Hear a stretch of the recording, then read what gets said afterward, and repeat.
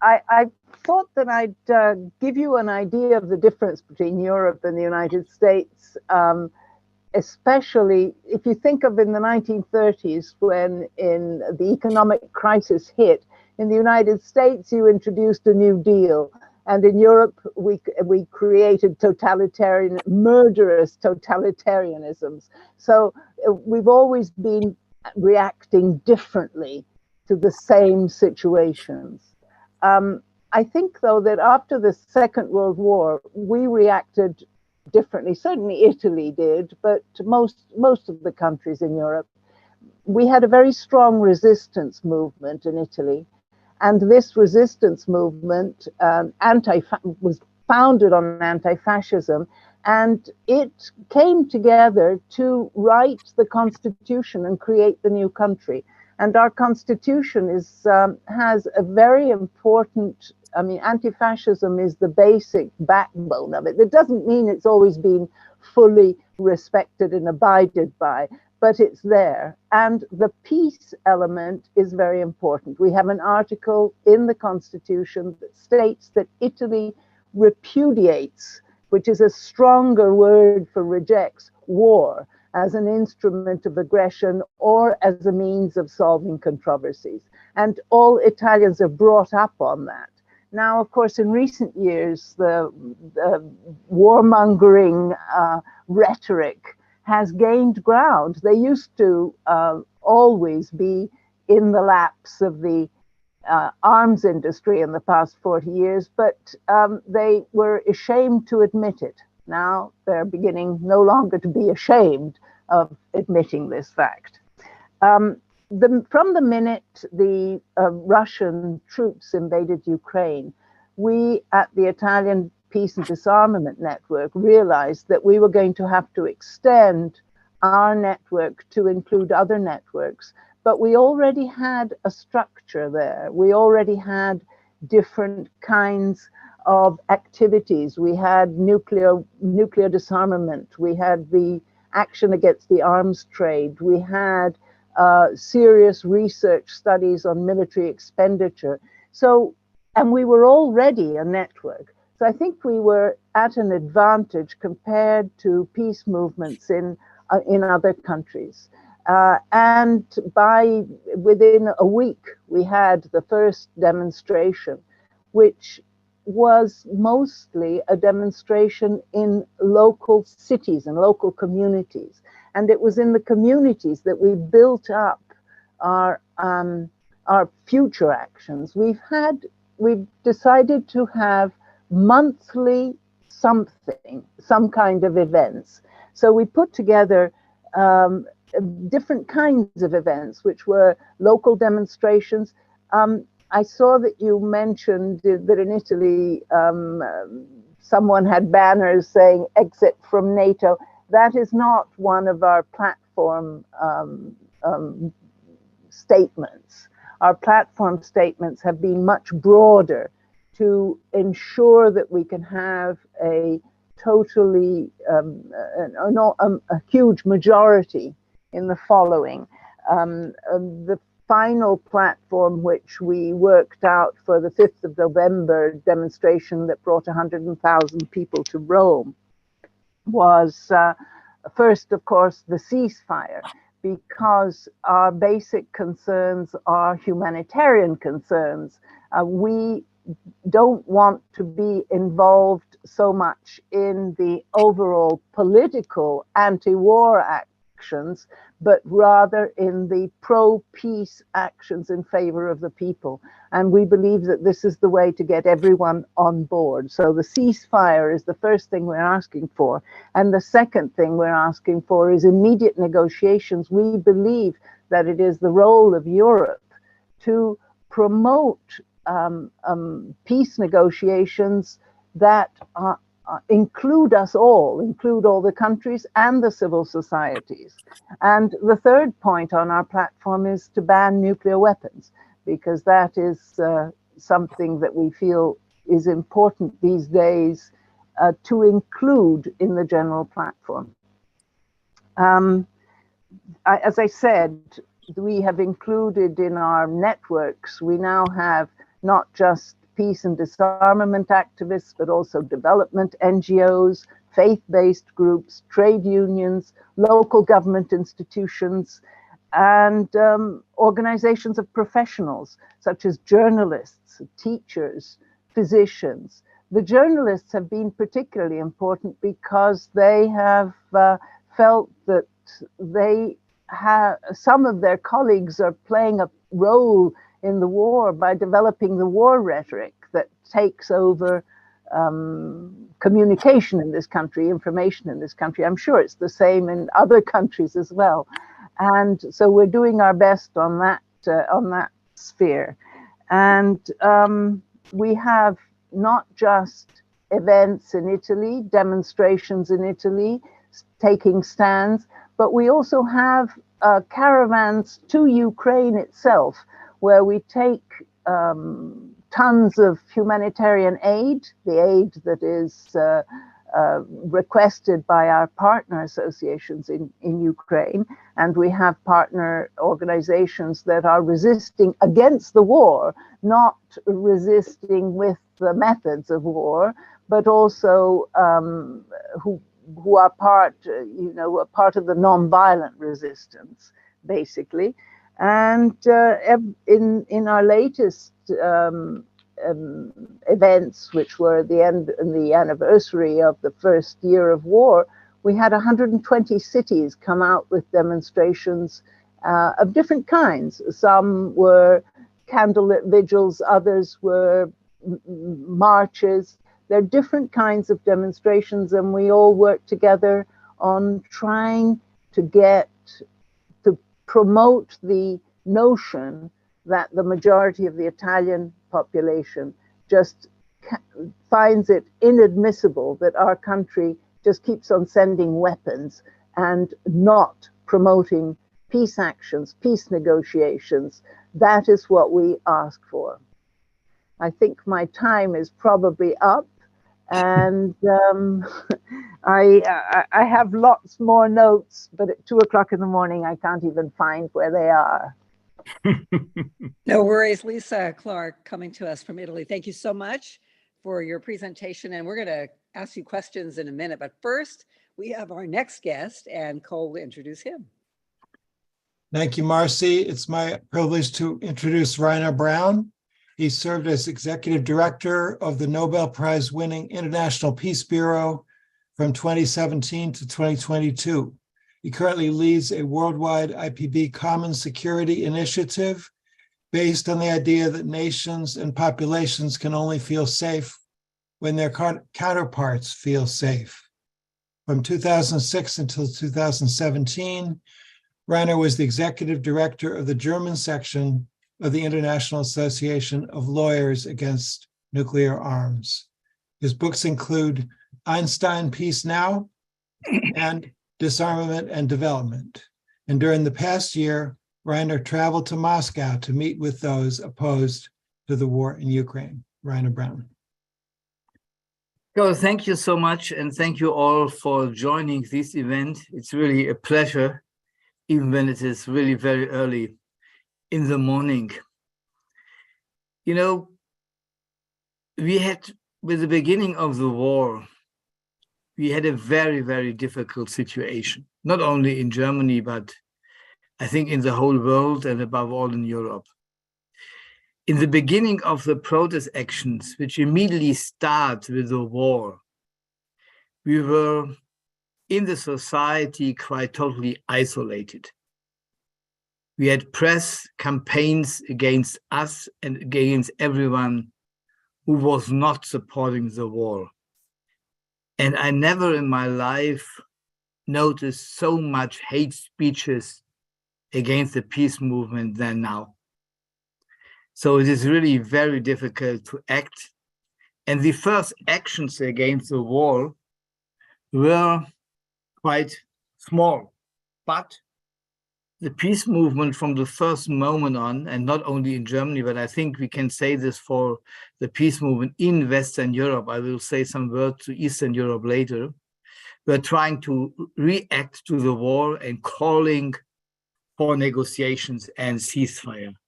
This is and was the united position of the peace movement, even when we are hearing very difficult and different voices when we are discussing the reasons which are leading to the war, the question of sanctions, and even the questions of weapons to Ukraine are answered in the peace movement in different ways. And the discussion how to react was the discussion of the whole time since the war begins. And we in Germany have the specific situation that we have a government which includes the Social Democrats and the Greens. And the Green Party are next to the Liberals, the biggest war monsters. They are really crying for more wars, for more weapons to Ukraine. And they are absolutely against any kind of negotiations and ceasefire. And the Social Democrats in the government leads to the difficult situation in our country that the trade unions and both churches, the Catholic and the Protestant church, are quiet when we are discussing the war. So traditional partners of the peace movement were not active. And the same is for the environmental movement, which is dominated by green positions. And this brings us to the question how we can mobilize the people under these difficult circumstances, which are quite new for us. And the background of the success of our manifestation in Munich, and above all in Berlin, with in Munich 20,000 people and in Berlin over 50,000 people, was that the appeal for the action was coming from a group of individuals which represent people and parts of the society which want to act against the war. It was a new coalition on the background that we have a lot of active people in the society which were working against the war and calling for ceasefire and negotiation. And this coalition of individuals, of active, engaged individuals, were mobilizing for the ceasefire and against the war, and they were able to mobilize 50,000 people, which was a huge surprise for all of us that we had such a huge crowd on the streets. And it shows that part of the society don't want to go the way of wars, but they want to go the way of negotiations and ceasefires. And the voices of the demonstrations are the voices for alternative ways out of these crises. This was the background of the success. And the second background of the success was that we still have in Germany, but also in other Western European countries, a really great network of very different active organizations for peace.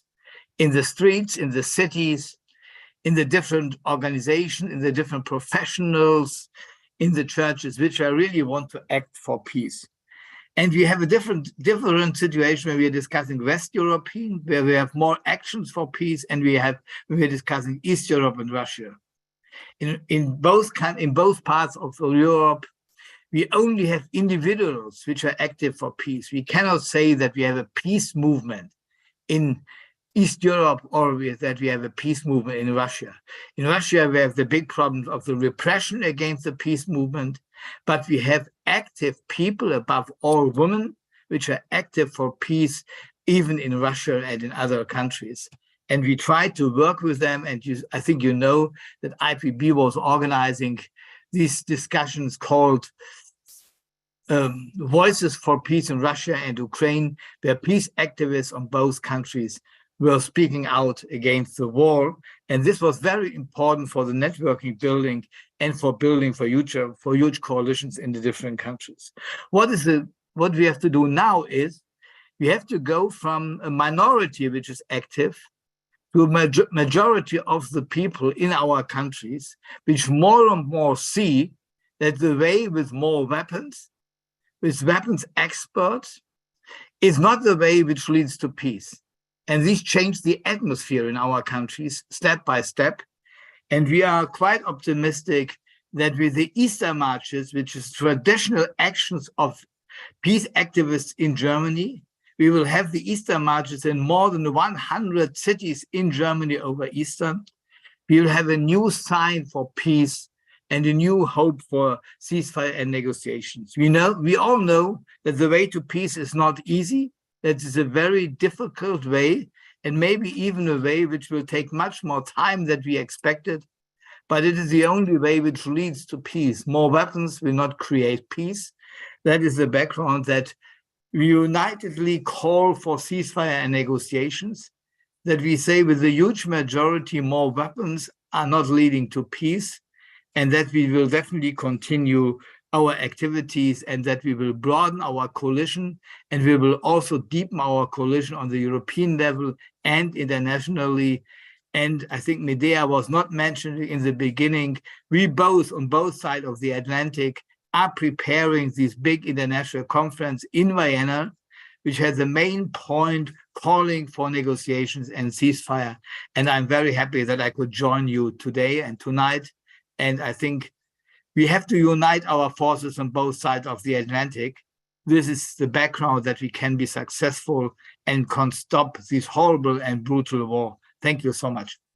Thank you so much, Rainer Braun, coming to us at around 2 o'clock in the morning in Germany. So we're really fortunate to be with you and Lisa Clark in Italy tonight to discuss the anti-war movement in Europe, what's going on, what we might learn, strategies that we can share. And it's very exciting to learn about the conference that's coming up in Vienna. At this point, Medea and I are going to ask some questions, take some questions from the chat, and we have about 10 minutes with Lisa and Rainer to learn more about the anti-war movement in Europe. One question I have, and this one is for Rainer, and perhaps Lisa, you also have something to say on this, and Cole is welcome to ask a question too, and that is about Nord Stream. You know, many of us read Pulitzer Prize winning journalist Seymour Hersh's Substack article, which quoted a high-level unnamed source in great detail, saying that it was President Biden who brought together a group with the help of his national security advisor, Jake Sullivan, to plan the sabotage of Nord Stream. And the planning was, put into motion even before the pipeline was sabotaged. And then it was the Biden administration and the CIA working in conjunction with Norway to sabotage the pipeline. Okay, so some people are saying this was an act of war against Germany, since the pipeline was transporting, or was built to transport, methane, natural gas from Russia to Germany. What has been the response of, if any, in Germany or Italy to this sabotage? And are people aware of this report from Seymour Hersh?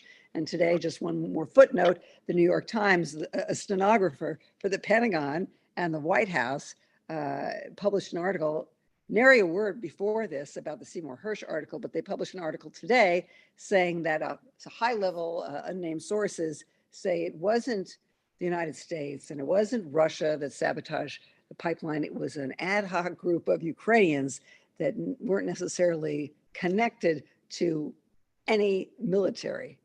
It could have been, but not necessarily, and just some ad hoc Ukrainians. So what's going on in terms of the story about Nord Stream in Europe? Lisa, maybe you start. All I could tell you is that it actually didn't make that much news in Italy. It was interesting because the mainstream immediately started saying, well, Seymour Hersh is rather elderly. Maybe he's not quite lucid anymore, or something like that.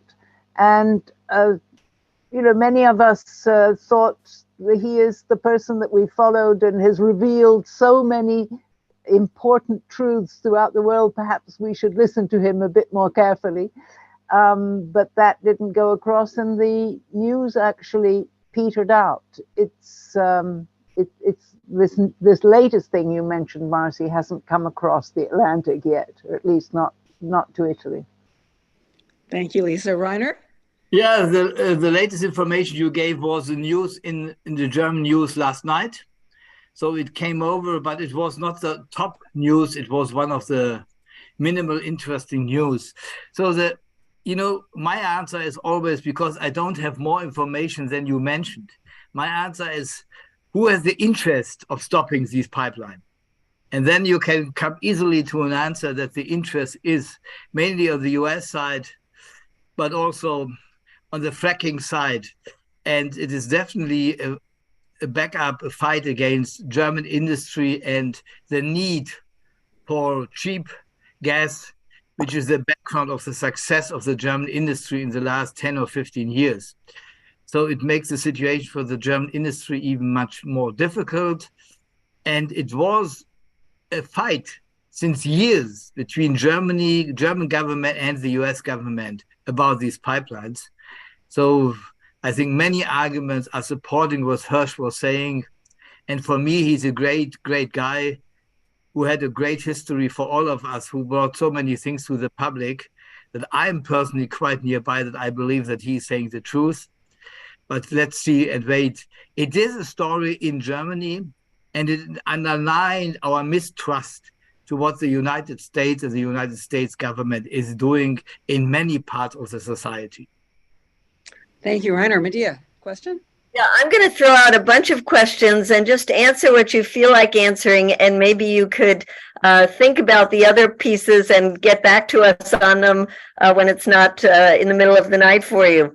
So one is the issue of the effect on your economies an issue that helps bring people out? Does that help to get coalitions with the trade union movements? Another is about the weapons issue. Do you openly oppose sending weapons? And how much is that an important issue in building your coalition? I think for many on this call, it's surprising that no to NATO expansion is not an issue that's a central one for you, and maybe you could explain why not. And then are there issues that have come up in the United States of the difficult alliances of maybe left and right coming together, and how does that play out?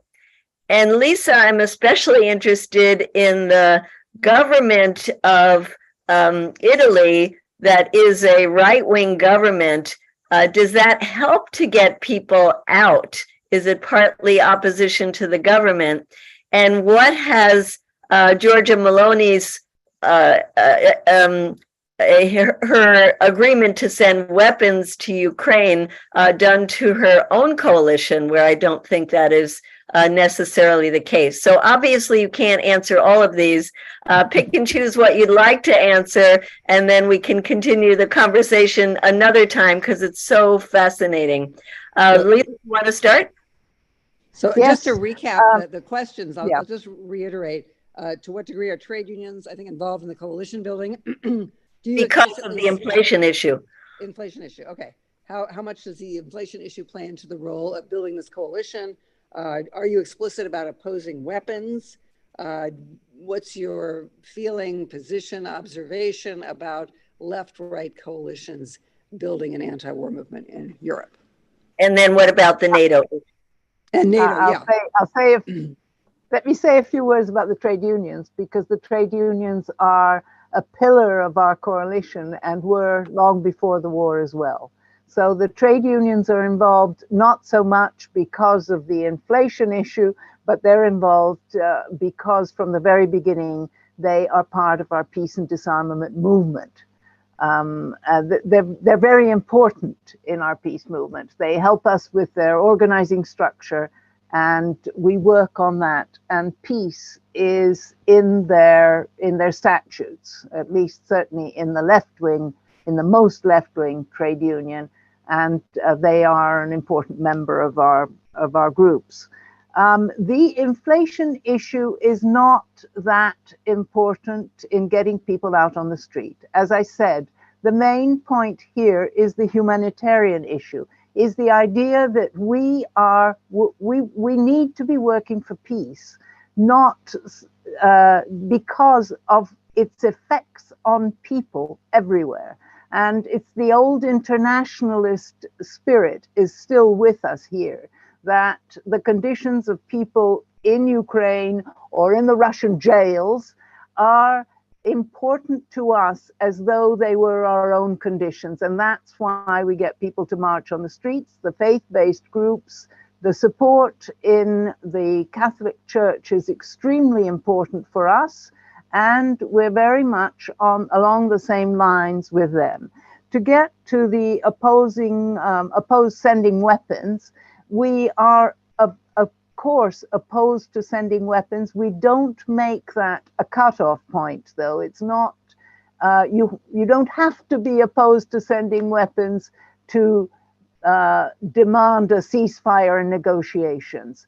What we say is that it's inadmissible to just keep on sending weapons without taking political and diplomatic steps to achieve a ceasefire and start negotiations. And that is the position that brings us all together. Left and right, no, we do not see any support to our peace movement from the right at all. And that makes life easier for us than it does for you, I think. The right-wing Italian government, yes, there have been, they are in an embarrassing position. They were the ones who made all the financial deals with Putin's Russia all along until yesterday, as it were. And as for the decision to send the weapons and to support the war, that was started by the previous government. The Giorgia Meloni's government is just continuing along the same lines with the previous government. So I think I actually got most of it in there. Brilliant. So maybe I start with the difficult and critical one. First of all, the question of NATO. The NATO is not a part of the appeals which are calling for ceasefire and negotiations. And the reason is very easy. A no to NATO is a position of parts of the German peace movement. It is not a united position of the whole peace movement.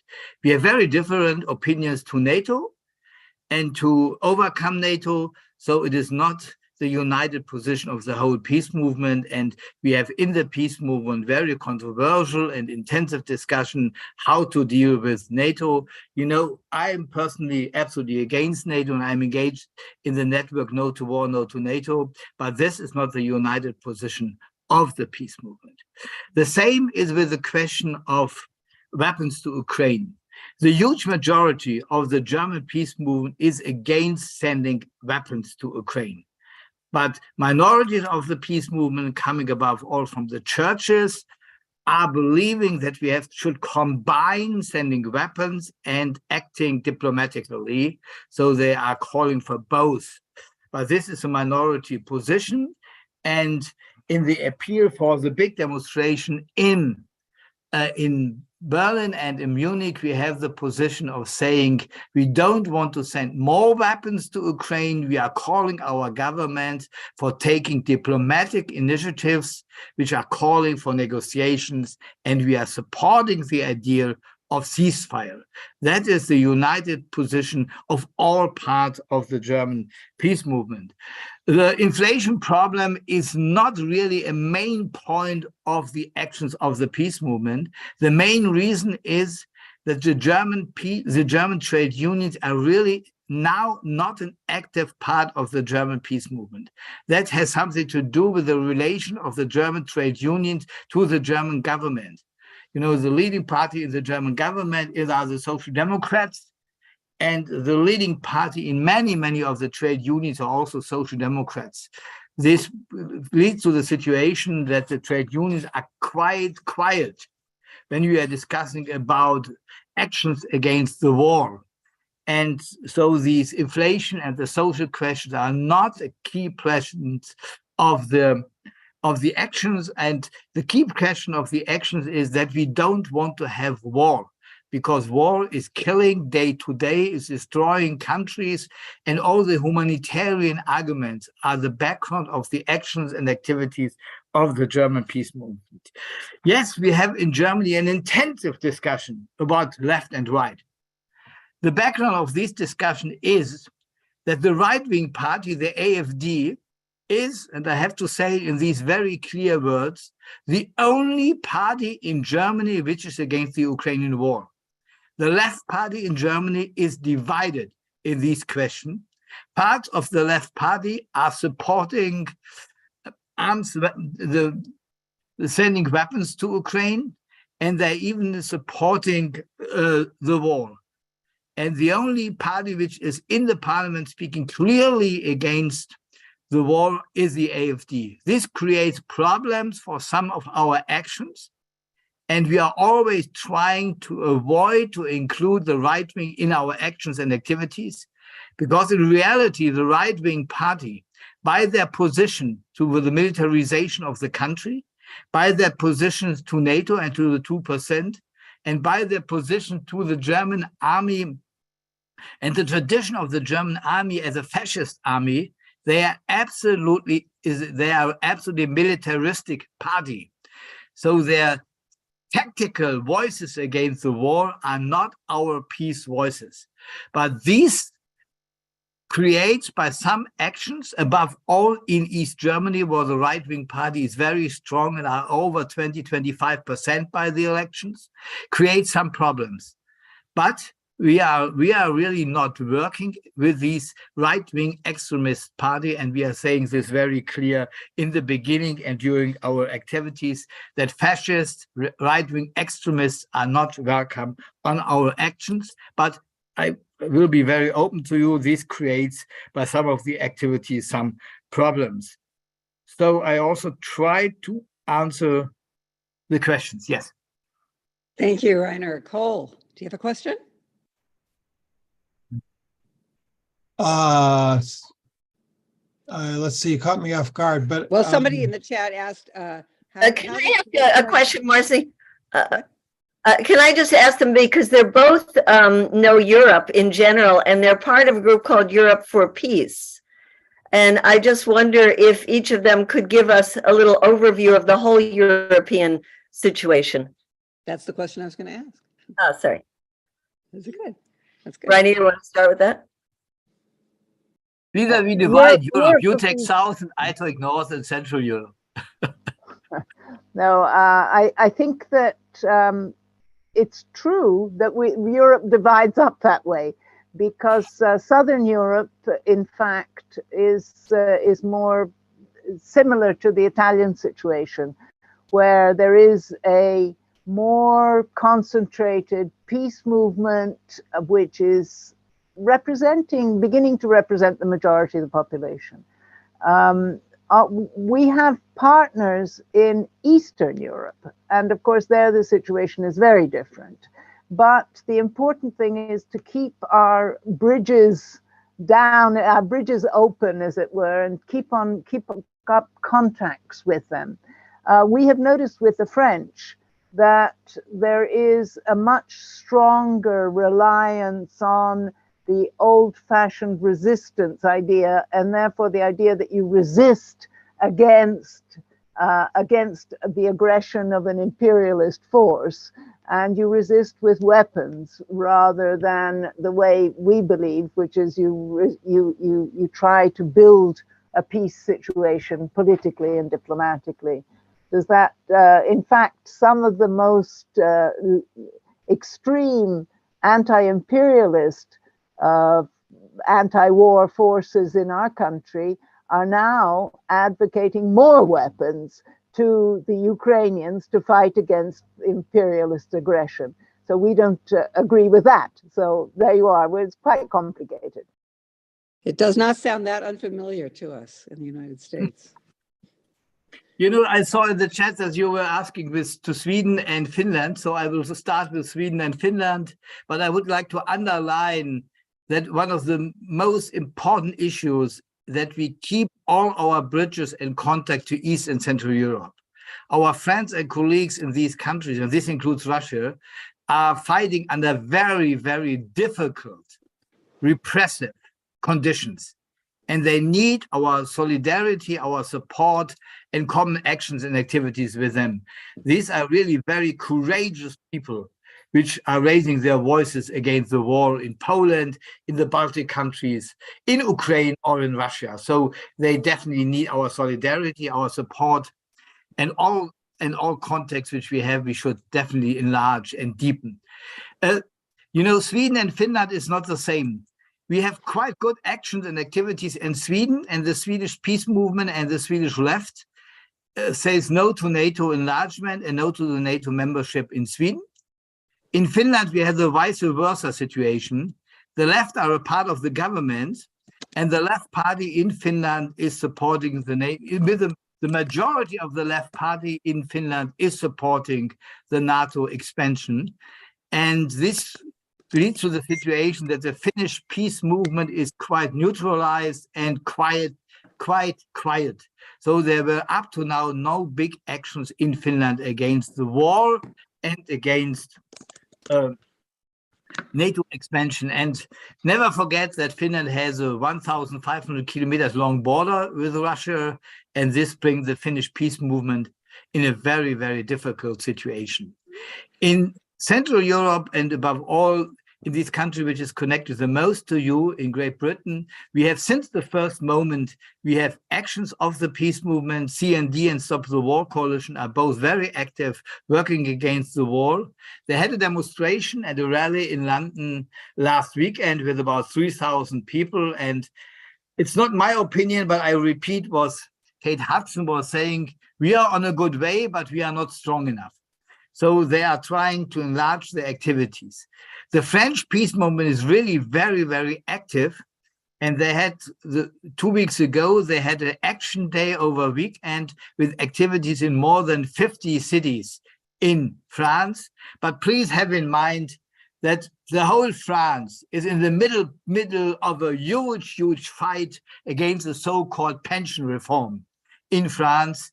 And, you know, I think we are all happy that millions of French people are on the street fighting against these neoliberalistic reforms from Macron. And we can only hope that they will be successful. This will be a big success for all of us when they would win the battle against this Macron reform. But they are active. The same is for the Spanish peace movement. The Spanish peace movement, like the Portugal peace movement, is active on the street. But in both countries, we don't have national-wide demonstrations up to now, but I know that our friends in Catalan in preparing such an activity for Barcelona, and the Spanish peace movement is also planning to have a national demonstration in Madrid. So there are actions in all parts of Western Europe, including Dutch and Belgium, but they are on a good way. But they hopefully will follow the line of, above all, Italy, because Italy is really the avant-garde in Europe up to now. The Italians' actions are even much stronger than the Germans' ones. So hopefully we will follow the Italians quite soon. But all the peace movements are active and try to work against war. And we are really trying our best, but we need to enlarge our activities in the next period of time. Thank you so much. Rainer Braun and Lisa Clark coming to us from Lisa in Italy and Rainer in Germany, longtime peace activists working to build the anti-war movement in Europe. Just to recap some of what you said, what I heard you say is that you want a majoritarian movement. You want the majority of people behind you, so you have broad demands, ceasefire, de-escalate, peace negotiations. Most of you oppose sending more weapons, but that's not, a headline for your demands. And neither is a no to NATO or no to NATO expansion. Again, you're working to build a majority. Lisa rejected or said the peace movement had rejected working with the right in Italy, in Germany. What we hear you, Rainer, saying is that it is the right-wing party that is in the vanguard of the anti-war movement or the anti-war sentiment in Germany, and the left is split, and the Green Party is a big disappointment.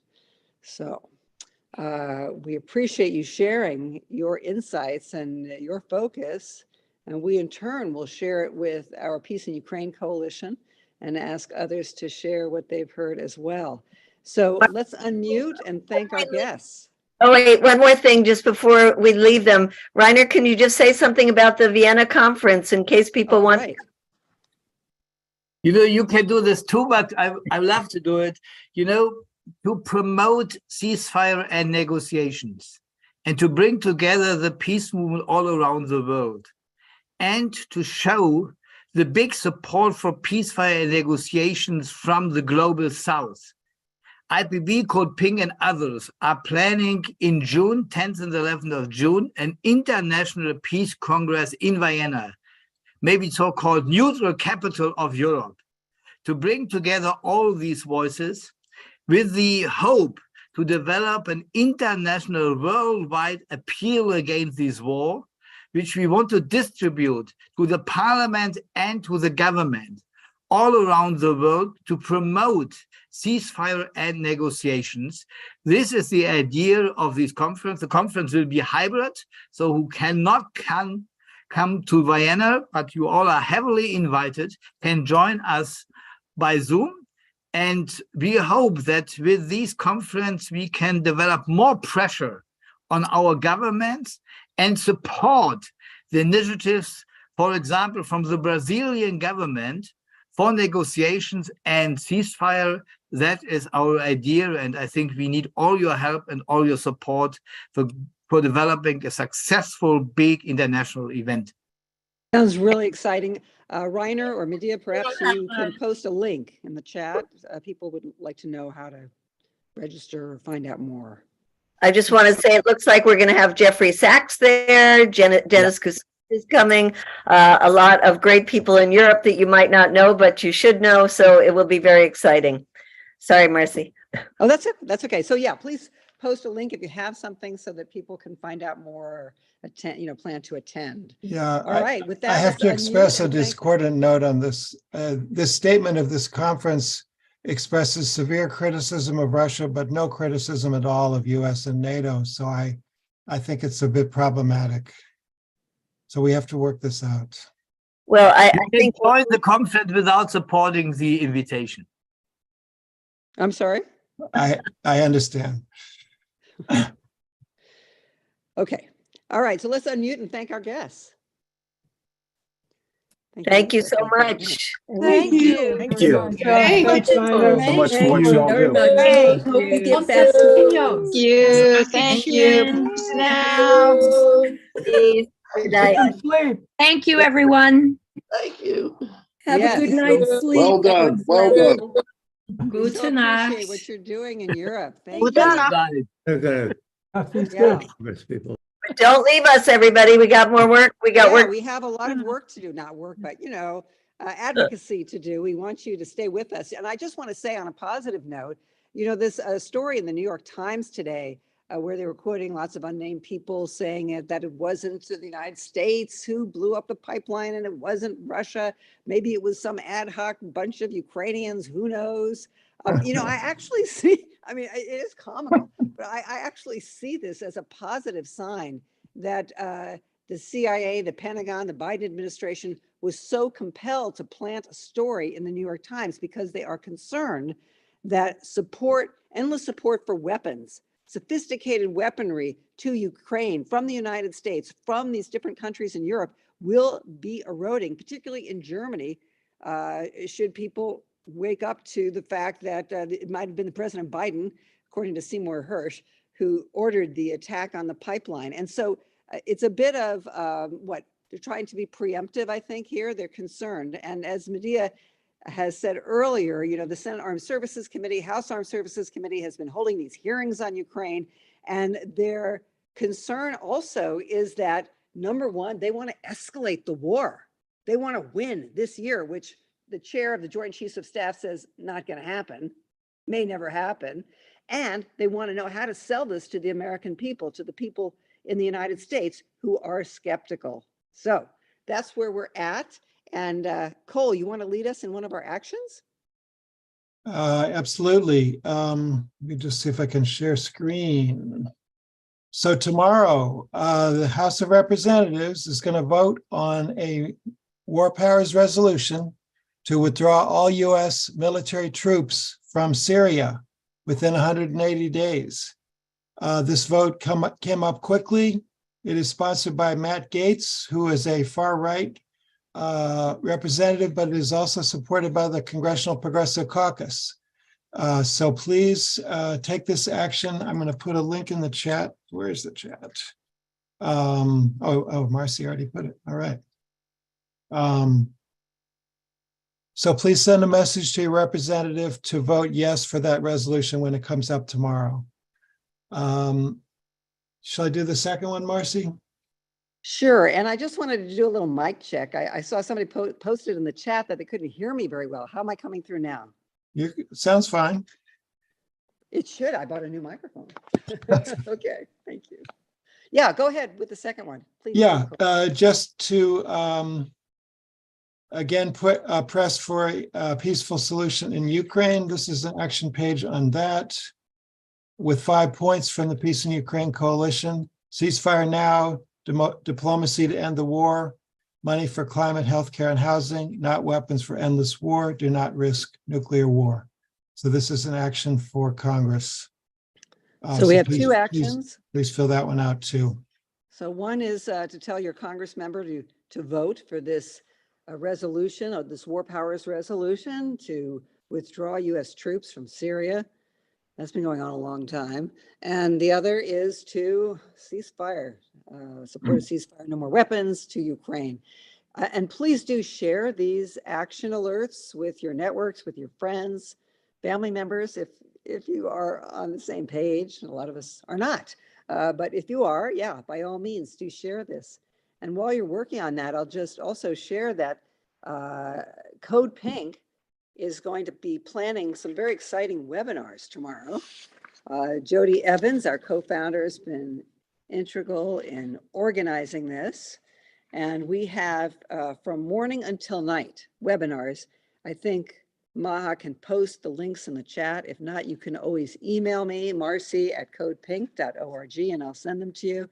But I'll just run this down while you're working on these action alerts that Cole posted. So we're kicking off 9 a.m. Pacific time, noon Eastern.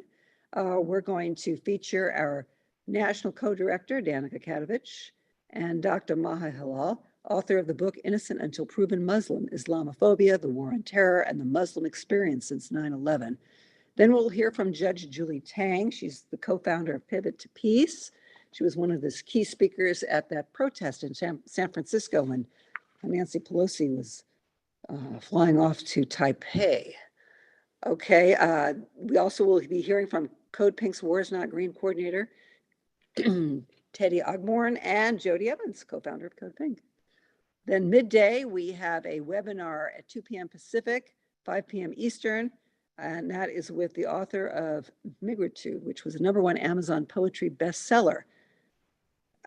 Also, Wei Yu, coordinator of our China's Not Our Enemy campaign, and Shay Labao, a national CODEPINK organizer with the Divest from the War Machine, as well as Samantha Wary, who is the head of one of the chairs of our CODEPINK Latin America campaign. And finally, at the end of the day tomorrow, and this is all, excuse me, as part of our International Women's Day programming, I will be speaking about the work that Medea, Cole, and many others on this call are doing with the Peace in Ukraine Coalition.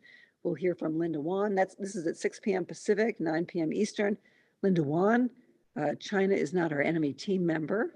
And Medea will also speak about her book tour. So a lot is coming up tomorrow for International Women's Day. And while we're on this, oh, Jody, there you are. Did you want to say anything about the webinars? Sure. Most important, we just heard these inspiring voices from across the pond, and they're so important. Tomorrow, we're going to hear more inspiring voices. We've got Alice Waters and Zainab Salbi, who were with us 20 years ago when CODEPINK organized 10,000 women and men in pink to march from Martin Luther King Park to the White House. And Alice is going to talk about how she got the cops to open up and let us in there, and how some important voices were arrested, and how we need to be raising up our voices now. So it's 3 opportunities to hear more inspiration from what, not only the inspiration of what the cost of war is to women, but the inspiration of what you can be doing across many different sectors. So we hope you can join us for one of them, and there'll be actions at all of them. Thank you so much, Jody. We also at CODEPINK are launching a petition. This is an International Women's Day petition, and the title is "Women Don't Let Other Women Drive War. Biden Fire Nuland," Victoria Nuland, Undersecretary of State, and we detail all of her crimes against the peace community, against the world, really, from being Dick Cheney's policy advisor during the Iraq War to provoking Russia with, backing the coup in 2014 in Ukraine, and now saying that we need to support Ukraine attacking Crimea, the site of Russia's Black Sea naval fleet, part of Russia for 200 years, a strategic defense, considered strategically very important to Russia, and where the people, the ethnic Russians in Crimea, voted to join the Russian Federation. So this could be, a very dangerous escalation of the war.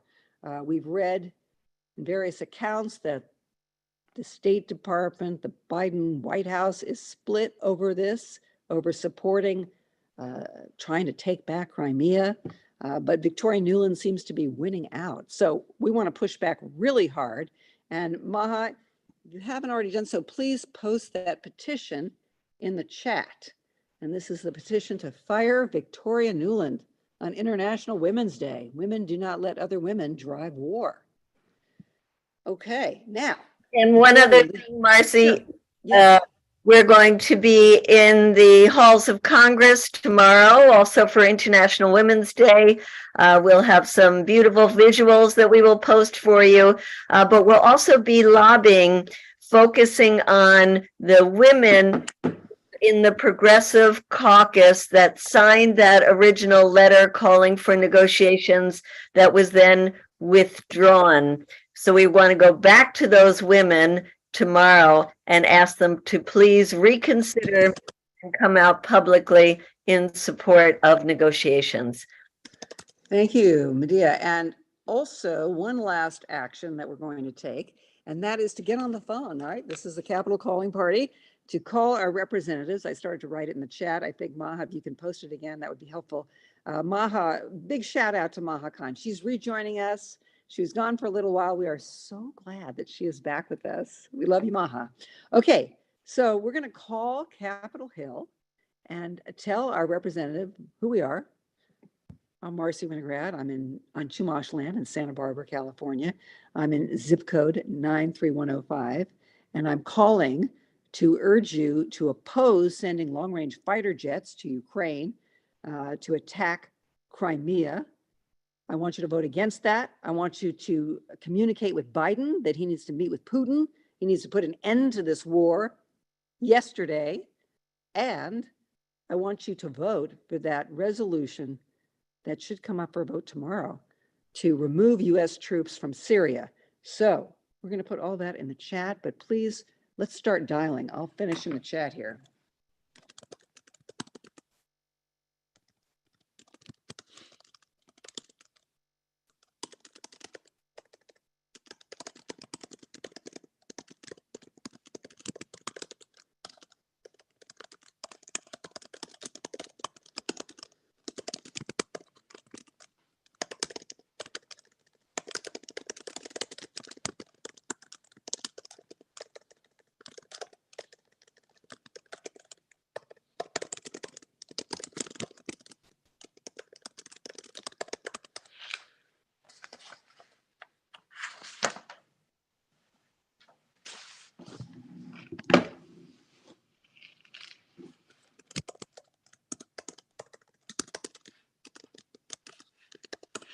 Okay, let's do it.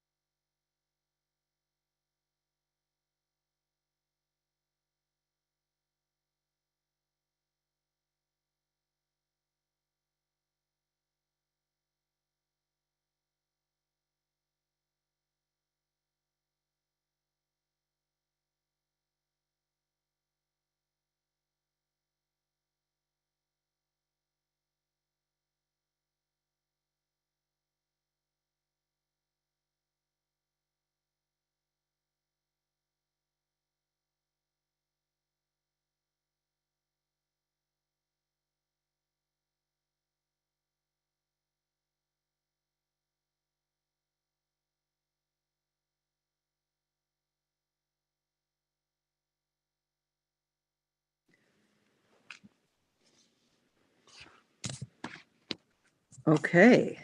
Can you hear me? Yes.